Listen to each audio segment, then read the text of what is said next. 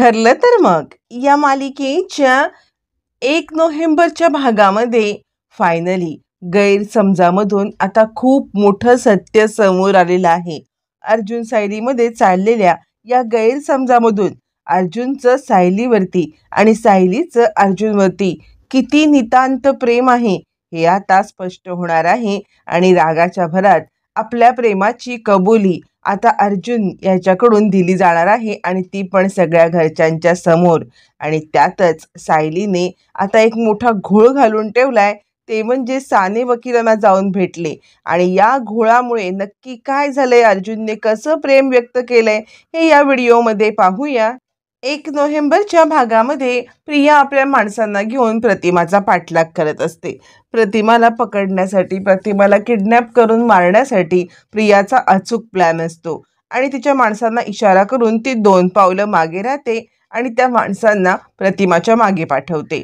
पण देवाच्या कृपेने तिकडे सायली आणि अर्जुन आल्यामुळे प्रिया त्यांची गाडी पाहते आणि लगेचच त्या गुंडांना माघारी पाठवते. गुंड धावत पळत पळून जातात. तोपर्यंत अर्जुन आणि सायली 2 जण खाली उतरतात आणि आता प्रतिमाच्या दिशेने धावत येतात. आणि त्यावरती आता इकडे प्रतिमाला आश्चर्य वाटतं आणि ती म्हणते, काय ग सायली, तू तर मगाशीच निघून गेली होतीस ना, मग आत्ता आत्ता इकडे कशी आलीस? तितक्यात अर्जुन येतो आणि प्रतिमा आत्या, अहो आम्ही घरीच चाललो होतो, पण प्रतिमा आत्या घरी जात असताना तू दिसलीस आम्हाला आणि म्हणून आम्ही इकडे थांबलो. हो ना सायली? सायली म्हणते, हो प्रतिमा आत्या. यावरती आता इकडे सायली म्हणते, प्रतिमा आत्या तुम्ही घरी कसे जाणार आहात? यावरती आता इकडे प्रिया म्हणते, बाबा आम्हाला न्यायला येणार आहेत, आम्ही जाऊ आमच्या आमच्या, तुम्ही निघून गेलात ना तरी सुद्धा चालेल. असं म्हटल्यावर आता इकडे अर्जुन म्हणतो, प्रतिमा आत्या कधी येणार आहेत सिनियर? यावरती अर्जुन म्हणतो, चल ना, मी जाता जाता तुम्हाला घरी सोडतो आणि त्यानंतर घरी जातो. प्रिया म्हणते, नाही नाही, बाबा म्हटलेत की मी तुम्हाला न्यायला येईन, तर बाबा न्यायला येतील, उगाच आमची चुकामुक नको, तुम्ही जा, आम्ही बाबांची वाट पाहतो आणि नंतर जातो. त्यावरती प्रतिमा म्हणते, पण पण रविराज म्हटलेत की त्यांना यायला लेट होईल कदाचित, त्यामुळे असं म्हटल्यावरती मग मात्र आता इकडे सायली म्हणते, लेट होणार आहे, मग तुम्ही नका थांबू. प्रतिमा सांगते, हो त्यांनी सांगितले की लेट होईल, तुम्ही रिक्षेने आलात तरी पण चालेल. अर्जुन म्हणतो, कशाला रिक्षा, मी तुम्हाला सोडतो. असं म्हणत मग आता अर्जुनच्या बोलण्यापुढे प्रियाचं काही चालत नाही. प्रतिमा आणि प्रिया या दोघींनाही निमूटपणे अर्जुनच्या कारमध्ये बसायला लागतं. मग सायली, अर्जुन, प्रतिमा आणि आता प्रिया या दोघांनाही रविराजांच्या घराच्या इकडे सोडतात आणि प्रियाचा प्लॅन 100% फ्लॉप होतो. तोपर्यंत नागराजचे गुंड नागराजला फोन करून सांगतात सुद्धा की असा असा प्लॅन फ्लॉप झालेला आहे म्हणून. नागराजला खूपच टेन्शन येतं. तोपर्यंत प्रतिमा आणि आता इकडे प्रिया या दोघींना घरी सोडून अर्जुन आणि सायली आपल्या घरी येतात. आणि अर्जुन घरी उतरल्यापासून, काय झालंय तुम्ही काही सांगाल का? तुम्ही काही सांगितलं नाही तर मला कसं कळेल का तुम्ही रागवले आहात? प्रतिमा, त्याला घरी सोडल्यापासून मी तुम्हाला 100 वेळा विचारलं असेल, काय झालंय सायली, काय झालंय सायली, पण तुम्हाला काही सांगायचंच नाहीये. मला तर तुमचं काही कळतच नाहीये.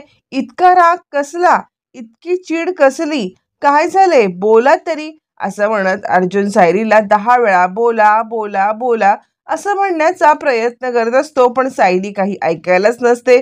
अर्जुन म्हणतो, अहो एखाद्या व्यक्तीला राग येतो, पण तो राग कसला आलाय, काय आलाय हे समजल्याशिवाय पुढच्या व्यक्तीला कसं काय हे कळणार? नक्की काय झालंय असं की ज्याच्यामुळे या सगळ्यामध्ये तुम्ही माझ्यावरती इतक्या डिस्टर्ब आहात? असं म्हटल्यावरती सुद्धा सायली काही बोलायलाच तयार नसते. पहिल्यांदाच सायलीचं हे असं रूप अर्जुन पाहत असतो आणि सायली इतकी हट्टी, इतकी स्टबन आणि इतकी अशी वागू शकते याच्याबद्दल त्याला आश्चर्यच वाटत असतं. पण सायली आपल्या मतावरती ठाम असते आणि अर्जुन सोबत बोलायला तयार नसते. चिडून ती आत निघून जाते. अर्जुन सुद्धा आतमध्ये येतो, तिच्या पाठोपाठ रूममध्ये येतो आणि रूममध्ये आल्यावर तो म्हणतो, ठीक आहे, एक काम करा, तुमचा राग आहे ना, तुम्ही फ्रेश होऊन घ्या, जेवण जेवून घ्या, मी तुमच्यासाठी जेवण आणतो, ते जेवा आणि जरासं बरं वाटलं की नक्की मला सांगा की तुम्हाला कसला राग आलाय ते. असं म्हणत अर्जुन आता सायलीला रूममध्ये पाठवतो आणि स्वतः किचनमध्ये येऊन जेवणाची तोंड ताटं भरून वरती आपल्या रूममध्ये घेऊन जात असतो. इकडे नागराज खूप अस्वस्थ असतो, कारण त्याच्या माणसांनी कळवलेलं असतं की प्लॅन तर फ्लॉप झालाय, पण प्लॅन फ्लॉप झाल्यानंतर ही प्रिया आणि प्रतिमा राहिली कुठे? काही गडबड तर झाली नाही ना? वेगळं काही झालं नाही ना? असा विचार करत आता नागराज उभा असतो. तोपर्यंत तिकडे आता सुमन येते आणि काय झालं? तुम्ही कसली वाट पाहताय? यावरती नागराज म्हणतो, काही नाही ग. तन्वी आणि प्रतिमा वहिनी आल्या नाहीत ना तेवढ्यात गेलेल्या, म्हणून मला जरा अस्वस्थ वाटतंय. यावरती सुमन म्हणते, अहो काळजी करू नका. रविराज भाऊजी असतील त्यांच्यासोबत, ते येणार असतील. असं म्हणत सुमन तिकडून निघून जाते. तोपर्यंत प्रतिमा आणि आता प्रिया यांची घरात एंट्री होते. आल्यावर ते नागराज म्हणतो, त्रास तर नाही ना झाला वहिनी तुम्हाला? जा, बरीच दगदग झाली असेल, तुम्ही तुमच्या रूम मध्ये जाऊन आराम करा. असं म्हणत तो प्रतिमाला तिकडून घालवतो, जेणेकरून प्रियाकडून सगळी अपडेट घेता येईल.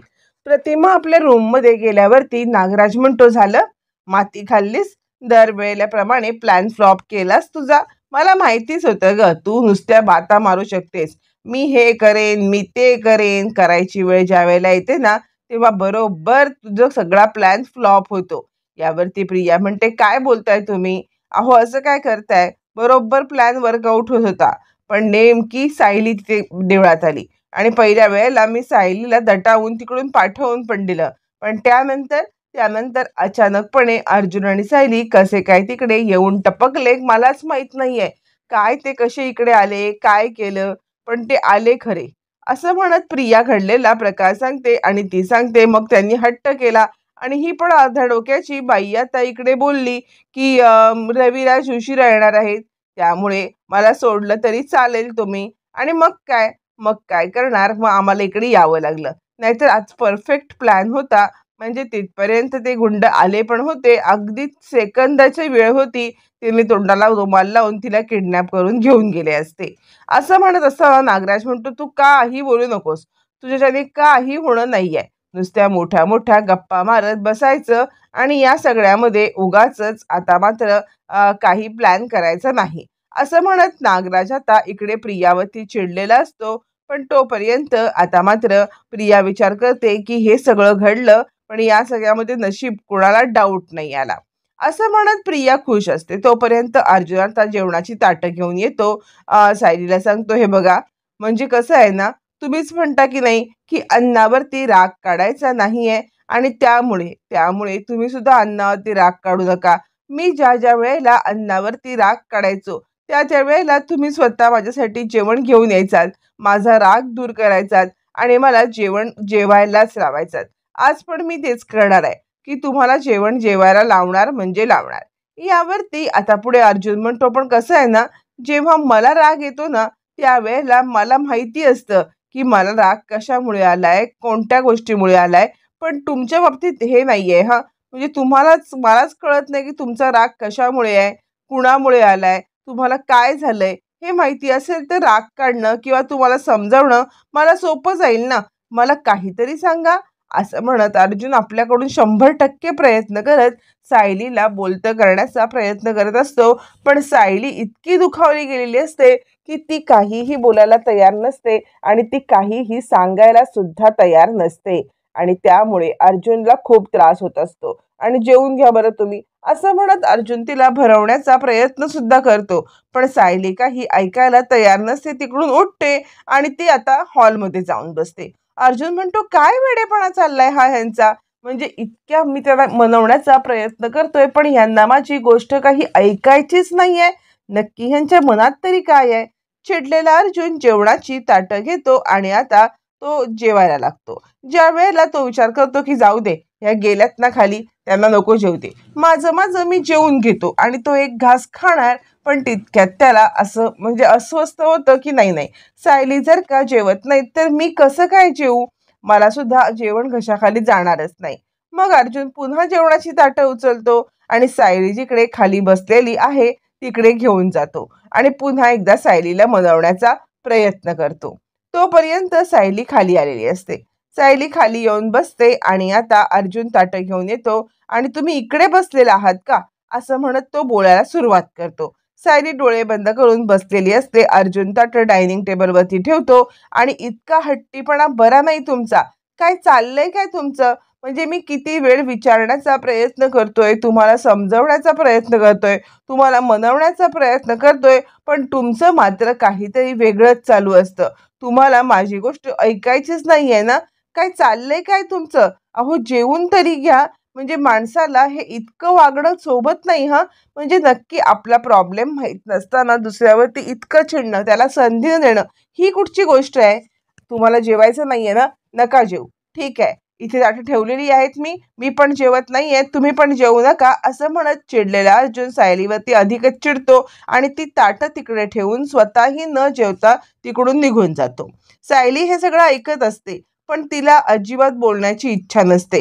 तिच्या डोक्यामध्ये एकच गोष्ट असते, की मधुभाऊंची केस मी डिले करणार आहे, मधुभाऊंची केस मी डिले करणार आहे. हे अर्जुनचं वाक्य तिच्या कानामध्ये खूप घुमत असतं आणि ती खूप स्वतःला त्रास करून घेत असते आणि आता इकडे अर्जुनवरती निघून जातो.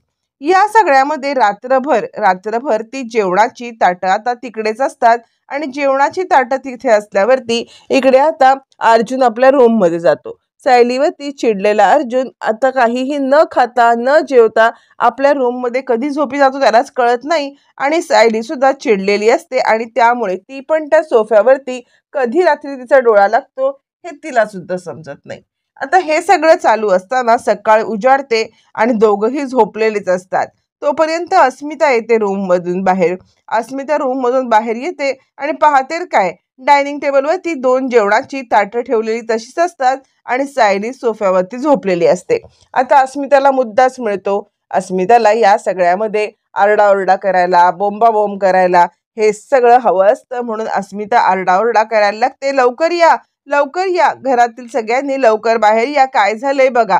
जसं काय कोणतं आभाळ कोसळलं यासाठी तिला आता मुद्दा मिळाल्यामुळे त्या मुद्द्याला कसं मोठं करायचं, सायलीला कसं खाली पडायचं यासाठी ती घरच्या सगळ्यांना बोलवते आणि सगळ्यांना जरा आश्चर्य वाटतं. तोपर्यंत पूर्णाजी, कल्पना या दोघीही खाली येतात आणि सायलीला पण या आवाजाने जाग येते.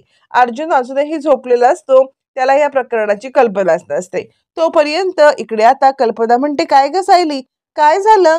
म्हणजे आता तू इकडे का बसलेली आहेस? यावरती पूर्णाजी म्हणते, सायली, तुझं आणि अर्जुनचं काही भांडण झालंय का? तू मला सांग बरं. अर्जुन तिला काही बोललाय का तुला? असं काही असेल तर तू मला सांग, मी आत्ता जाऊन अर्जुनचे कान पकडते. यावरती कल्पना म्हणते, अगं काल सुद्धा अर्जुन तुला शोधायलाच बाहेर गेला होता, त्यानंतर तू त्याला भेटलीस हे आम्हाला समजलं, म्हणून आम्ही निश्चिंत झालो आणि आम्ही आम्ही जेवून झोपी गेलो. चैतन्यने आम्हाला सांगितलं की तुमच्या दोघांची भेट झालेली आहे.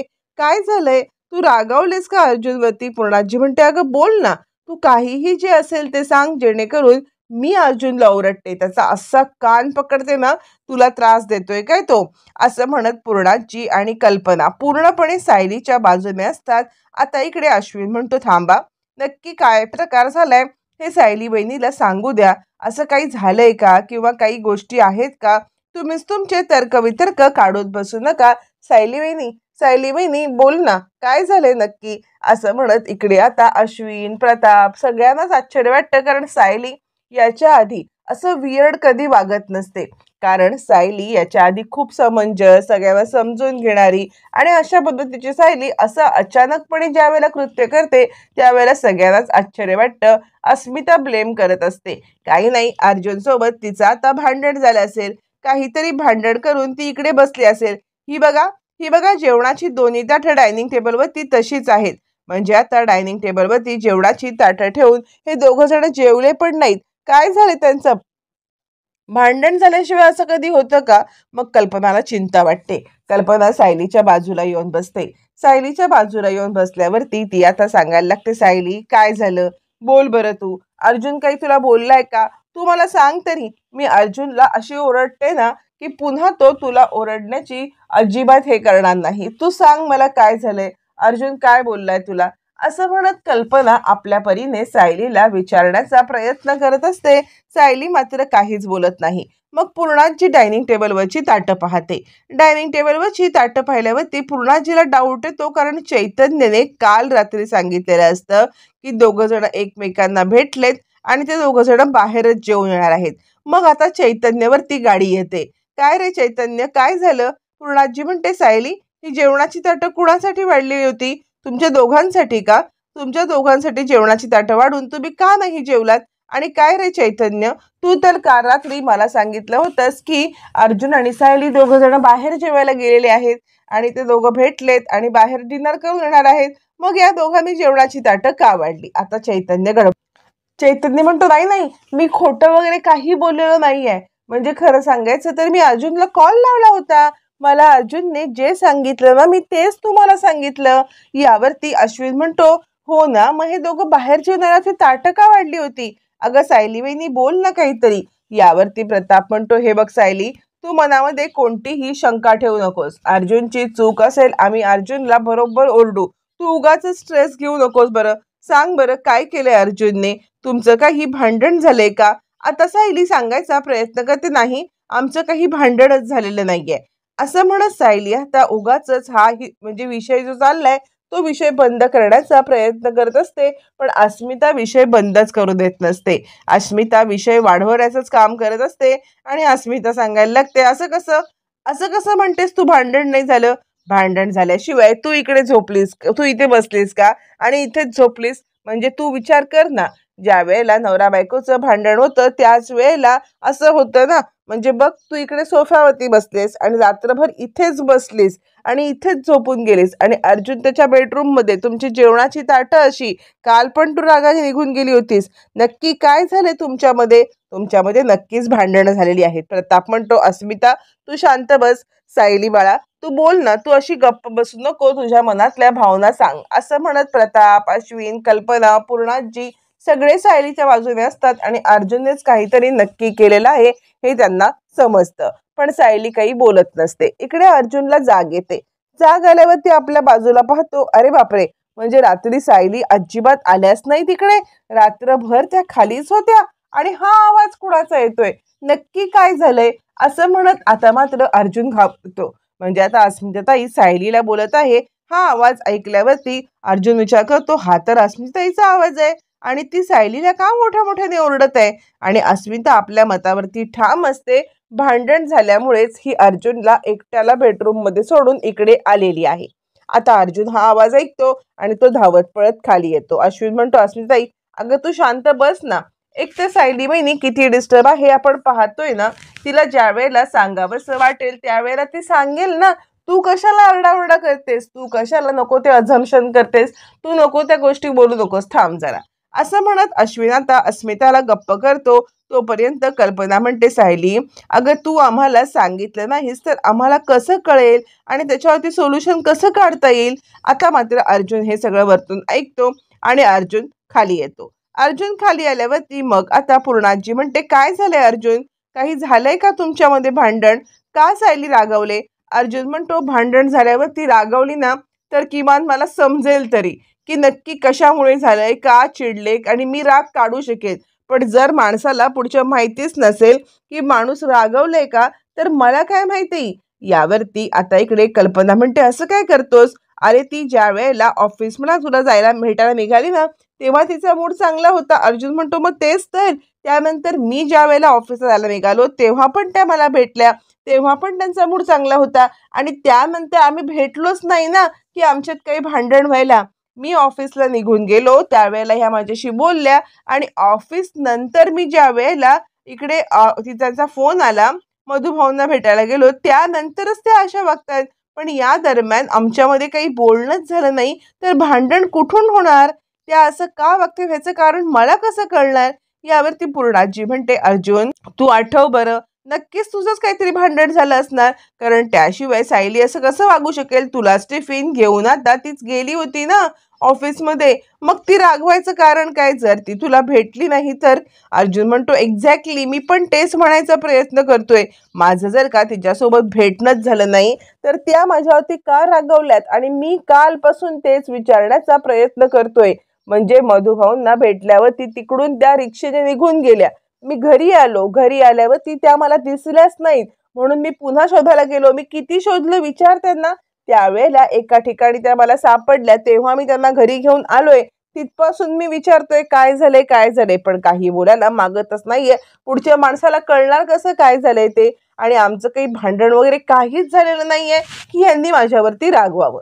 आता सायली काहीच बोलायला तयार नसते आणि ती फक्त रडत असते. आता कल्पना, पूर्णाजी सायलीला विचारण्याचा प्रयत्न करत असतात, काय झालंय, तू बोल. पण सायली अजिबात काही बोलत नाही. सगळ्यांनाच आश्चर्य वाटतं, आतापर्यंत इतकी समंजस वागणारी सायली हे असं अचानक का वागायला लागले, काय आहे हे सगळ्यांनाच आता जाणून घ्यायचं असतं. आणि आता सगळ्यात महत्वाचं म्हणजे अर्जुनला जाणून घ्यायचं असतं.